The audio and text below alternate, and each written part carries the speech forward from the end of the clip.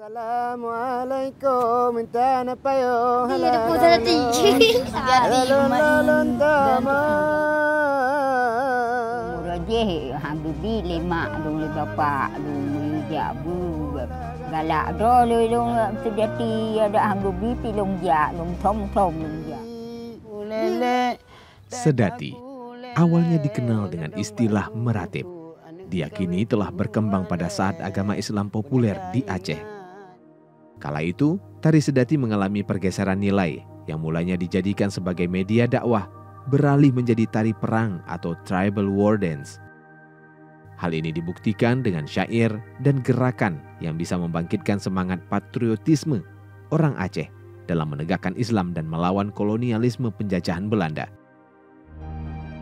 Kepopuleran tari sedati menuju puncaknya, yaitu pada masa munculnya Syekh Ampun Bugeh dari Gerugo, Syekh Lah Bangkuna dari Pidi, Syekh Ampun Mae dari Muling, Syekh Ampun Seman dari Gedong Pase, dan Syekh Lah Genta dari Biren.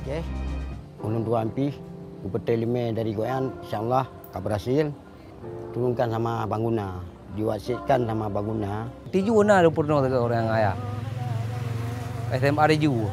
Ya dulu pas SD lihat abang-abang atau kawan-kawan main sedati, jadi tertarik untuk main sedati. Ya karena di keluarga kami kalau tari sedati udah turun-temurun dan ini juga budaya Aceh. Jadi kita harus lestarikan budaya Aceh.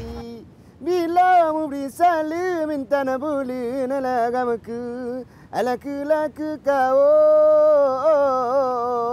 Bila ke kau melingkar muda.